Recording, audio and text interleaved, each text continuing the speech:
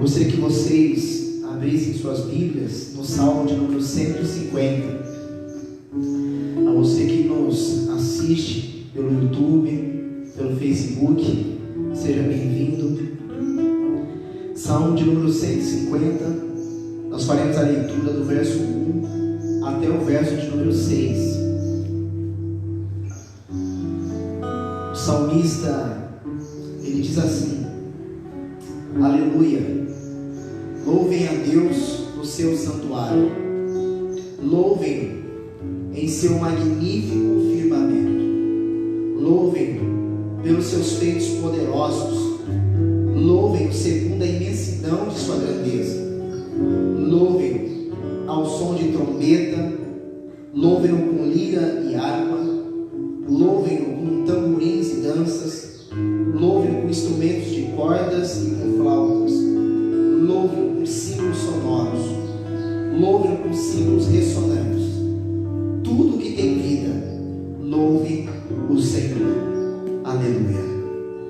O salmista, ele nos convida ou nos convoca a louvar a Deus, a louvá-lo no santuário dele, no lugar onde Deus separou para que seu povo se reúna para celebrá-lo. Ele nos convoca a louvar a Deus porque Deus é magnífico, Deus é poderoso, segundo a imensidão da grandeza de Deus. E em seguida ele diz: louve ao Senhor com instrumentos, louve com a vida. Ele diz: tudo que tem vida, louve ao Senhor. E a proposta de nós nos reunirmos presencialmente ou virtualmente é de louvar e bendizer ao Senhor.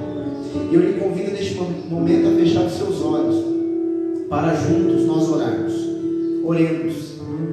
Bendito Deus e Pai, em nome de Jesus, muito obrigado, Senhor. Obrigado por nos dar mais uma vez a oportunidade de juntos, presencialmente ou virtualmente, de nos reunirmos para louvar e bendizer o Teu nome.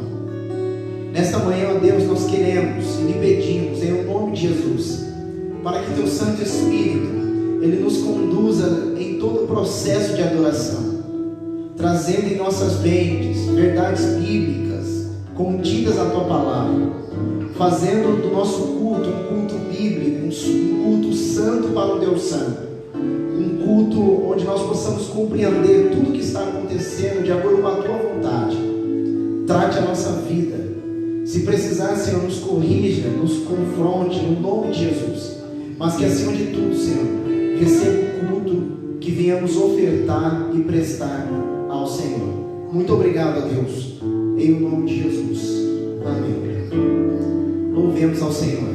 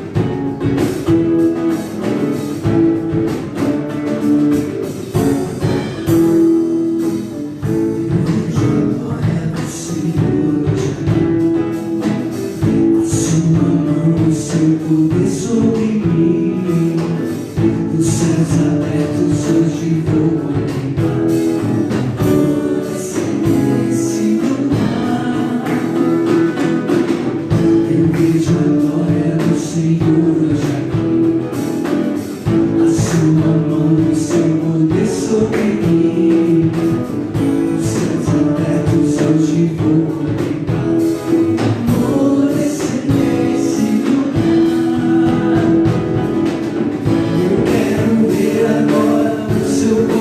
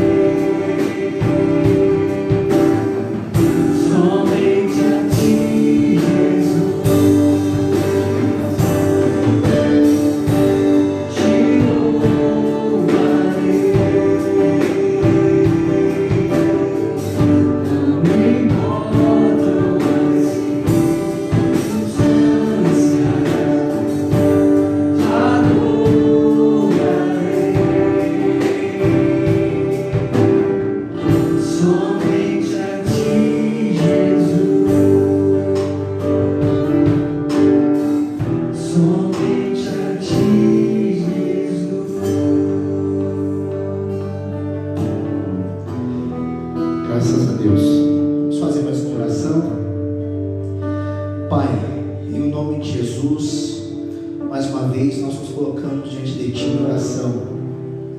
Neste momento, Senhor, nós te pedimos para que o Senhor use a Tua palavra para falar conosco. Cremos no poder dela, cremos que ela foi inspirada pelo Teu Santo Espírito e acreditamos, ó Deus, que sempre que a Tua palavra é lida, explicada, exposta, é o Senhor quem está falando conosco.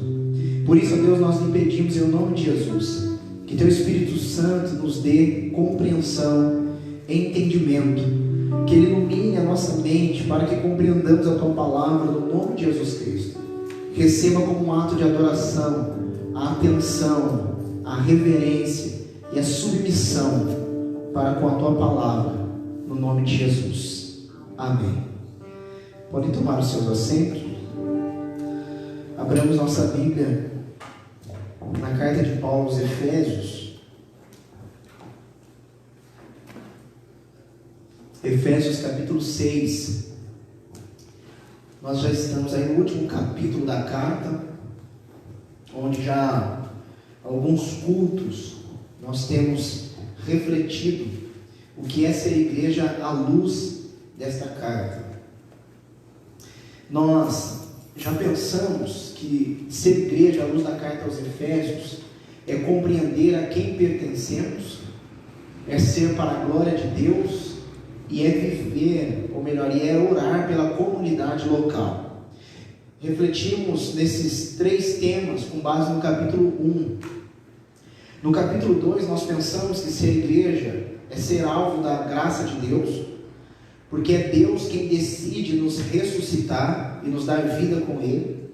E pensamos que ser igreja é viver a unidade por meio da cruz. A palavra de Deus diz em Efésios 2, a partir do verso 11, que por meio do sacrifício de Jesus, Deus uniu gentios e judeus no corpo, na igreja. No capítulo 3 nós pensamos que ser igreja é engajar-se no plano de Deus e é orar o Evangelho, onde Paulo vai dizer que Deus tornou conhecido o seu plano, e o plano de Deus era de constituir um único povo, a igreja, e a partir da igreja, o amor de Jesus, a graça de Jesus fosse expressado para a humanidade. E Paulo termina a partir do verso, no capítulo 3, a partir do verso 12, orando pela igreja. Ele se curva, ele se prostra de joelhos e ele ora a Deus. A partir do capítulo 4, nós pensamos que ser igreja é viver a unidade, ou preservar a unidade do corpo, é servir para a edificação do corpo e é viver um novo estilo de vida. No capítulo 5, nós pensamos que ser igreja é viver um novo estilo de vida, é viver com sabedoria e é viver os deveres na família. No capítulo 6, nós pensamos que ser igreja é viver os deveres na família, se tratando do papel dos filhos e dos pais. E hoje nós vamos pensar que ser igreja é viver os deveres trabalhistas. Amém? Hoje nós vamos aprender com a Bíblia que tipo de funcionário e patrão nós devemos ser. Então, Efésios capítulo 6, a partir do verso 5 até o verso de número 9, o apóstolo Paulo diz assim: escravos, obedeçam a seus senhores terrenos com respeito e temor, com sinceridade de coração, como a Cristo. Obedeçam-lhes, não apenas para agradá-los quando eles os observam, mas como escravos de Cristo, fazendo de coração a vontade de Deus. Sirvam aos seus senhores de boa vontade, como servindo ao Senhor e não aos homens, porque vocês sabem que o Senhor recompensará cada um pelo bem que praticar, seja escravo, seja livre. Vocês, senhores, tratem seus escravos da mesma forma, não os ameacem, uma vez que vocês sabem que o Senhor deles e de vocês está nos céus, e Ele não faz diferença entre as pessoas. Amém? Então, ser igreja é viver os deveres trabalhistas. Paulo ele está inserido numa cultura, numa época onde se tinha escravos e senhores. Era comum na cidade de Éfeso senhores levarem seus escravos para as praças, para os venderem ali, ou comprarem novos escravos. E no contexto de Paulo existia um conflito muito grande entre escravos e senhores. Muitos escravos fugiam, e ao fugirem, eles causavam danos para os seus senhores. Como, por exemplo, quando um escravo fugia, ele acabava nutrindo no coração de outro escravo também o desejo e a coragem de fugir. E ao senhor, isso ficava na sociedade como um ato de vergonha e humilhação. Tanto é que, quando nós olhamos para a carta a Filemon, no caso Filemon é um senhor de escravos, e Onésimo foi um escravo fugitivo, vocês vão perceber que Paulo, ao pregar o evangelho para Onésimo na prisão, Paulo manda uma carta para Filemon pedindo para que Filemon o recebesse de volta. Por quê? Porque quando o escravo fugia, o seu senhor tinha o direito de até matá-lo, não apenas agredi-lo, torturá-lo, mas ele tinha por direito fazer ou tirar a vida daquele escravo. Então Paulo estava inserido numa cultura onde se tinha senhores e escravos. O que o apóstolo Paulo vai fazer é trazer princípios do evangelho para essa relação, para esse relacionamento de senhor e escravo. Então Paulo começa tratando o papel dos escravos. No nosso contexto, Paulo começa tratando o papel dos empregados, dos funcionários. E ele começa dizendo assim: escravos, obedeçam a seus senhores. Paulo vai dizer: obedeçam aos seus senhores terrenos com respeito e temor. Então, o que o funcionário ou o escravo deveria fazer? Obedecer a seus senhores. E a palavra obedecer que Paulo usa aqui é a mesma que ele usa para os filhos, no verso 1 do capítulo 6. É a mesma palavra que Paulo aplica, e ela tem a ideia de ouvir uma ordem e se submeter àquela ordem. Então o escravo, no contexto do apóstolo Paulo, ele deveria ouvir as orientações e as ordens do seu senhor e se submeter a elas. Não é diferente para conosco. Um cristão funcionário, um cristão empregado, ele precisa obedecer às orientações, às ordens, às regras na empresa ou do seu patrão. É papel do cristão ouvir e acatar as ordens, as orientações. O cristão, ele tem que ser um bom funcionário, ele tem que ser um bom empregado, o melhor empregado da empresa. Ele deve obediência ao patrão, ou ao chefe, ou ao encarregado. Ele deve se submeter às orientações. É claro que nós só temos respaldo bíblico para não nos submetermos a algumas orientações quando estas ferem os princípios de Deus. Caso isso não aconteça, o funcionário, o empregado, ele não tem o direito de se opor a uma ordem do patrão ou da empresa. Ele deve obediência. Aí Paulo continua dizendo assim: escravos, obedeçam aos seus senhores terrenos com respeito e temor. Então o funcionário deve obediência ao patrão, mas ele também deve respeito ao patrão.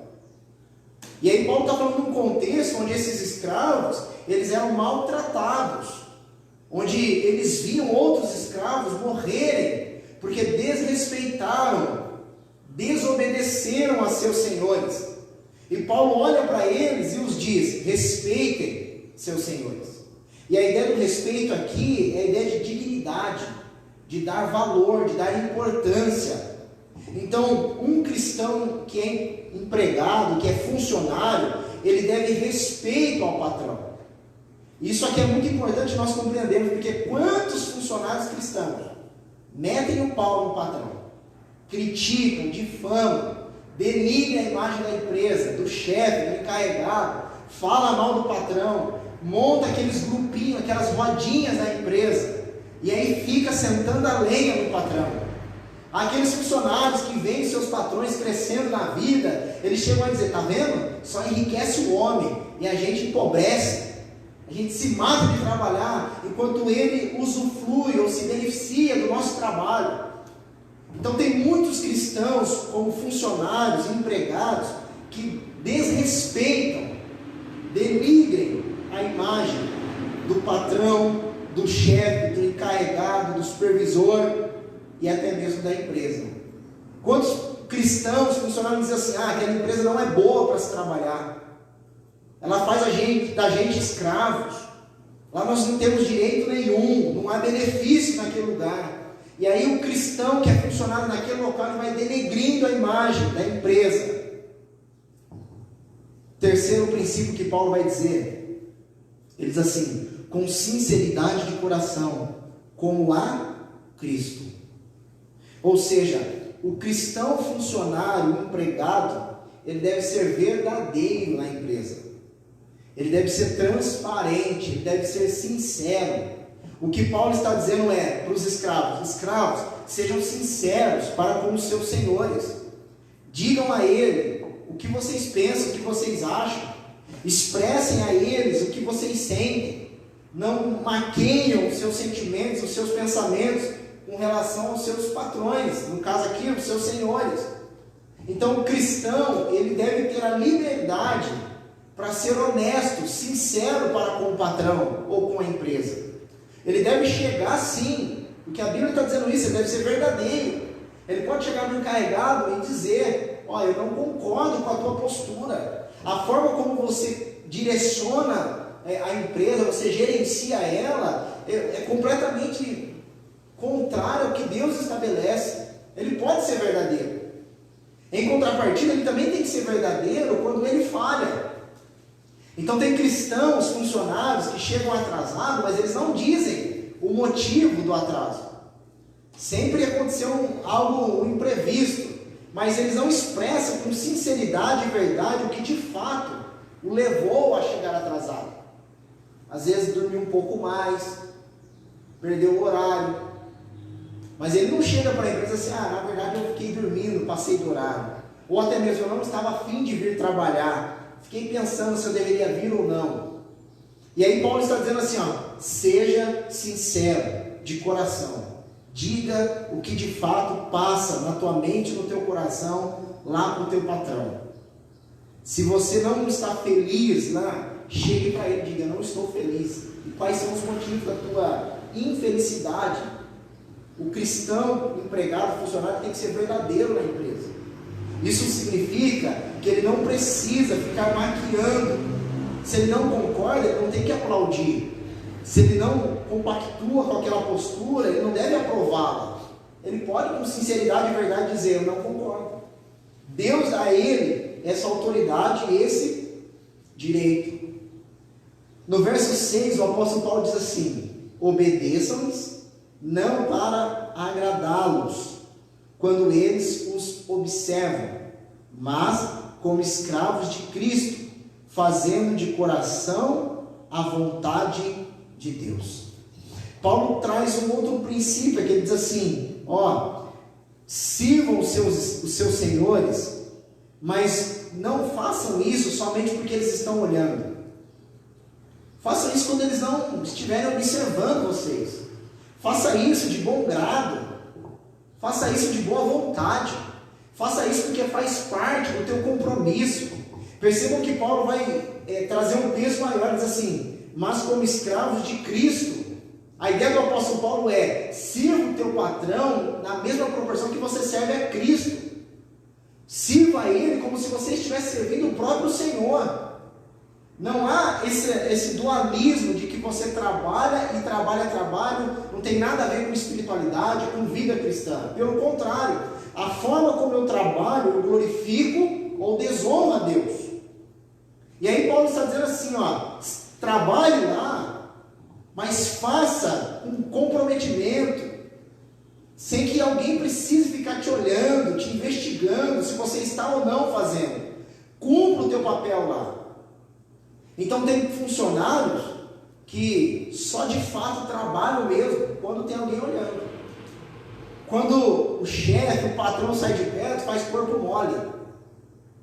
Nós que já trabalhamos em empresa aí, você já deve ter visto pessoas assim, e às vezes são cristãos. Porque aqueles que não são cristãos fazer isso, talvez é até natural. Talvez. Porque tem muitas pessoas que não são cristãs, que são às vezes melhores na prática, na vida que nós.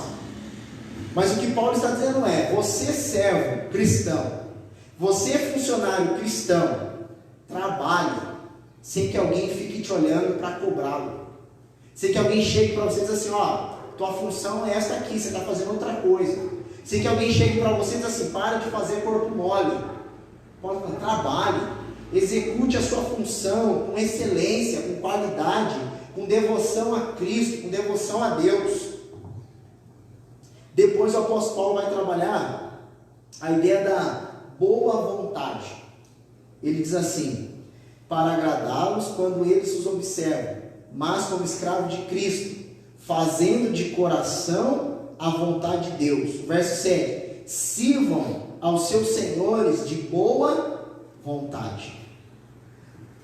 Tem muitas pessoas que trabalham com má vontade. Gente que trabalha com peso, sabe aquela angústia? Pessoas que não têm o prazer, a alegria de levantar, de se arrumar para ir para o trabalho. Gente que quando pisa no portão da empresa, quando entra no local de trabalho, parece que uma nuvem escura paira sobre ela. E aí Paulo está dizendo o seguinte, trabalhe, sirva aos seus senhores, mas faça isso com boa vontade. Tenha uma intenção boa, seja predisposto a fazer aquilo, tenha prazer em fazer aquilo, não seja um funcionário, um empregado angustiado, que quando você chega lá, você fala, meu Deus, não vejo a hora da hora passar, e eu voltar para minha casa logo, eu não aguento ficar nesse lugar, eu não aguento trabalhar aqui, trabalhar nesse lugar me faz mal. E aí o apóstolo Paulo está dizendo o seguinte, não, sirva o teu patrão com boa vontade, com prazer, com alegria, com satisfação. Não tenha o teu trabalho, o teu patrão como um fardo, como algo que te angustia, que te faz sofrer, como algo que te coloca para baixo. Pelo contrário, sirva ali como se você estivesse servindo a Deus, tenha prazer naquilo. E aí nós precisamos trazer em mente que o trabalho foi criado por Deus. E o trabalho foi criado por Deus antes do pecado. Então o trabalho é bênção. O problema é que o pecado, ele alterou a nossa forma de entender o trabalho. Então o trabalho para muitas pessoas hoje é um fardo. Tanto é que tem pessoas que, se puderem levar a vida sem executar nenhuma tarefa, no sentido de remuneração, ele vai fazer. Porque tem pessoas que correm do trabalho, fogem, igual o diabo foge da cruz. No capítulo 8, ou melhor, no capítulo 9, Paulo vai tratar basicamente dois princípios agora para os patrões. Ele diz assim, vocês, senhores, tratem seus escravos da mesma forma. Ou seja, o papel do patrão é tratar os funcionários com igualdade. E Paulo vai dizer o porquê. Ele diz assim, não os ameacem, uma vez que vocês sabem que o Senhor deles é de você e de vocês está nos céus, e Ele não faz diferença entre as pessoas. Então o apóstolo Paulo está dizendo, você, Senhor, o teu papel é olhar para o teu funcionário ou para o teu escravo e enxergar nele o mesmo valor, a mesma importância que você enxerga em si mesmo. Trate-o com igualdade. Tanto que Paulo vai dizer o seguinte, vocês, senhores, tratem seus escravos da mesma forma. Que forma? Paulo está dizendo o seguinte, respeitem escravos, seus senhores. Então ele olha para os senhores agora e diz assim, vocês também devem respeitar os seus escravos. Qual mais? Sinceridade de coração. Então ele olha para os senhores e diz, vocês também devem ser sinceros para com os escravos. Depois Paulo diz assim, não apenas para agradá-los quando eles observarem. Paulo está dizendo, seja verdadeiro com seus escravos, não manipule eles. Em seguida o apóstolo Paulo diz assim, com boa vontade. Então o apóstolo Paulo olha para os senhores e diz assim, vocês também, senhores, precisam ter boas vontades para com os seus escravos. Vocês não podem oprimi-los, maltratá-los. Vocês são cristãos. O evangelho deve permear o relacionamento trabalhista de vocês. A forma como você deve ser senhor dos escravos deve partir do princípio do evangelho, da igualdade. Depois o apóstolo Paulo diz assim, não os ameacem, porque era comum muitos senhores exigirem dos seus escravos na base da ameaça. Tipo assim, se você não fizer o que eu estou mandando, vai para o tronco do chicote, vai apanhar, vai sofrer, vou vendê-lo, vou marcá-lo. Tinha alguns escravos que recebiam uma marca, e essa marca não era só para dizer que ele tinha um senhor, mas era para humilhá-lo. Alguns recebiam, na época do apóstolo Paulo, uma marca no lado do rosto. Isso era uma forma de expor aquele escravo. E aí o apóstolo Paulo está dizendo o seguinte, senhores, não ameacem seus escravos. Não fiquem apelando, não fiquem pressionando eles, no sentido de levá-los a servir a vocês, porque eles sabem que terá uma punição, um castigo. Não trate-os assim. Tem cristãos que são patrões, que fazem assim. Olha para o funcionário e diz assim, se você não fazer o que eu estou pedindo, te manda embora, hein? Eu contrato outro. Tem problema. Quando você precisar de mim, eu não vou te ajudar. E aí o crente, o funcionário, trabalha ali muito mais oprimido do que com prazer, com alegria, porque o patrão vai manipulando, vai ameaçando. Se você não executar do jeito que eu estou pedindo, não vou te dar aumento. E aí vai ameaçando o funcionário. E aí o apóstolo Paulo está dizendo o seguinte, você que é patrão cristão, não ameace o teu funcionário. Pare de fazer isso com ele. E Paulo diz o porquê. Uma vez que vocês sabem que o Senhor deles, ou seja, do funcionário, do escravo, e de vocês, do Senhor e do patrão, está nos céus. E esse Deus, que é dos dois, ele não faz diferença entre pessoas. Então o patrão não é melhor que o funcionário não é melhor do que o patrão. Não é porque o patrão está numa condição diferente do funcionário que ele se torna alguém melhor, de mais importância. Não, os dois diante de Deus são iguais. Ninguém é melhor que ninguém. Por isso que a palavra vai dizer o seguinte, não importa se você é escravo ou se você é livre, Deus irá recompensá-los pela prática de vocês. É o que Paulo diz no verso 8. Porque vocês sabem que o Senhor recompensará cada um pelo bem que praticar, seja escravo ou livre. Então Paulo está olhando para os senhores e está dizendo, o que vocês fizerem de bem, Deus vai recompensar. Da mesma forma para vocês, escravos. Não há distinção, Deus não faz essa diferença. Deus não faz acepção de pessoas. Culturalmente, Paulo estava inserido numa sociedade que fazia, como na nossa cultura também faz. Na nossa cultura, de uma forma ideológica, o patrão é alguém melhor que o funcionário. Isso permeia. Só que quando nós olhamos para Deus, Ele não é.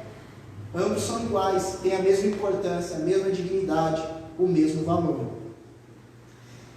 Eu queria deixar 2 desafios para nós. O primeiro deles é, reflita, que tipo de funcionário você tem sido? Você é cristão, você está lá na empresa, você trabalha em algum lugar, Deus te colocou lá, que tipo de funcionário você tem sido? Nós como cristãos, nós deveríamos ser os primeiros a chegar, os primeiros a começar a trabalhar, deveríamos ser os primeiros a valorizar a empresa, o patrão, dar importância, deveríamos ser os primeiros a dar produtividade na empresa, deveríamos ser os primeiros. Deveríamos ser os primeiros a tratar a empresa, o patrão, o chefe encarregado com respeito, a sermos verdadeiros para com eles, a servir ali de boa vontade. Deveríamos ser os primeiros, como cristão. O segundo desafio é: que tipo de patrão você tem sido? Sei que você é um patrão. Como você gerencia a empresa, o teu negócio? Você é o patrão que oprime o funcionário, que humilha, que grita, que fala que o funcionário não presta, é descartável, que você arruma outro? Que tipo de patrão você é? Nós, como cristãos, tanto como funcionários, como patrões, nós devemos servir uns aos outros. Essa é a proposta do Evangelho. E reconhecer um no outro a importância e o valor que o próprio Evangelho dá a nós. Vamos ficar de pé, orar a Deus. Feche seus olhos. Soberano Deus e Pai, em nome de Jesus, muito obrigado, Senhor. Nós o agradecemos e bendizemos. Aprendemos hoje, ó Deus, que devemos, como cristãos, sermos os melhores funcionários e os melhores patrões. Por isso, ó Deus, nós lhe pedimos para que Teu Santo Espírito nos ajude a fazer essa reflexão. Que tipo de funcionário e patrão temos sido? Quantos de nós, como cristãos, somos os primeiros a criticar a empresa, o patrão, a denigrir a imagem? E muitas vezes fazemos isso a partir dos nossos pressupostos, e não muitas vezes a partir das Escrituras. Porque a Tua Palavra não nos proíbe de exigir os nossos direitos. O que a Tua Palavra nos proíbe é quando temos uma visão distorcida do trabalho, do emprego, de exigirmos questões que o Senhor nunca nos deu o direito de exigi-las. Por isso, ó Pai, que o Senhor nos ajude a sermos funcionários onde o respeito, a dignidade, a verdade, a boa vontade, o servir a Deus lá no trabalho, que nós possamos, ó Deus, executar as nossas tarefas, ser, ó Deus, a pessoa que produz com excelência, com qualidade, ser o funcionário reconhecido, porque valoriza, porque trabalha, no nome de Jesus.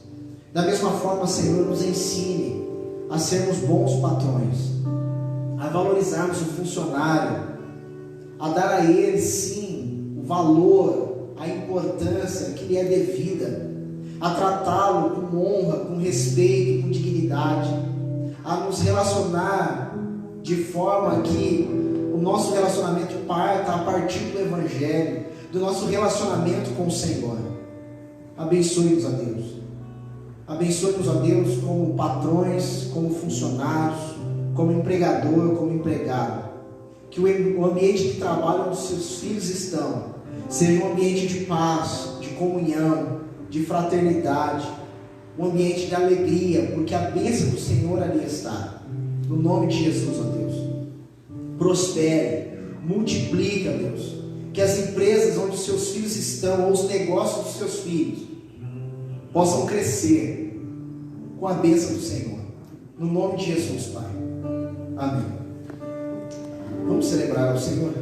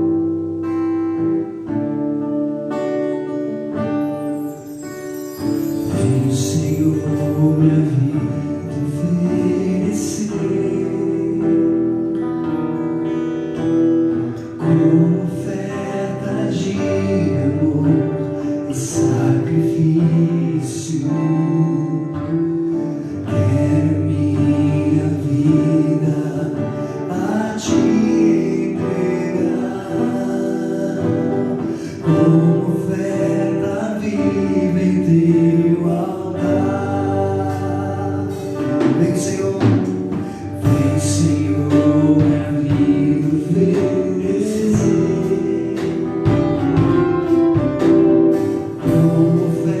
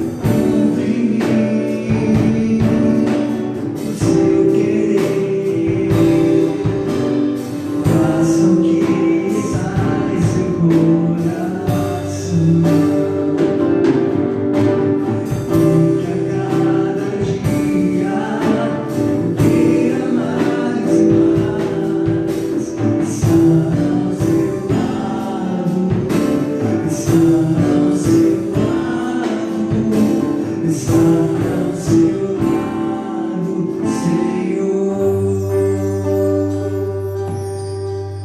Glória a Deus.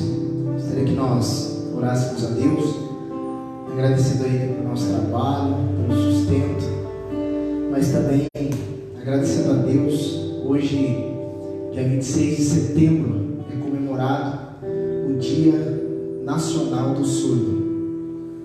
E por que dia 26 de setembro? Porque no dia 26 de setembro de 1857 foi fundada a primeira escola de surdos. Amém?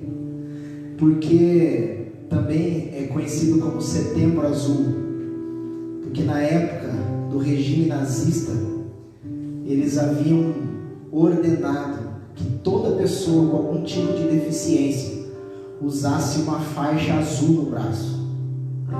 E os surdos, por uma questão de reconhecimento do quanto eles lutaram e pela graça de Deus eles adquiriram os seus direitos, então ficou-se Setembro Azul, uma lembrança daquele período do regime nazista. Então hoje é comemorado o Dia Nacional dos Surdos, e nós, pela graça de Deus, temos alguns amigos surdos que têm recebido o Evangelho de Jesus graças a Libras, a língua brasileira de sinais. Vamos orar a Deus. Agradeça a Deus pelo teu trabalho, agradeça a Deus pelos surdos e peça a Deus para que o Senhor continue sustentando a tua vida, a tua família. Oremos. Bendito Deus e Pai, Deus, neste momento nós agradecemos a comunidade surda. Agradecemos a Deus porque eles chegaram até aqui, porque o Senhor os sustentou e tem sustentado. Eles têm uma história de luta, de conquista. Isso só é possível porque a mão do Senhor tem estado sobre a vida deles. Muito obrigado, Pai. Que eles continuem recebendo o Evangelho, que eles continuem ouvindo a palavra do Senhor, no nome de Jesus Cristo. Agradecemos a Ti, a Deus, por nosso trabalho. Obrigado, Senhor. Sustenta a nossa vida ali.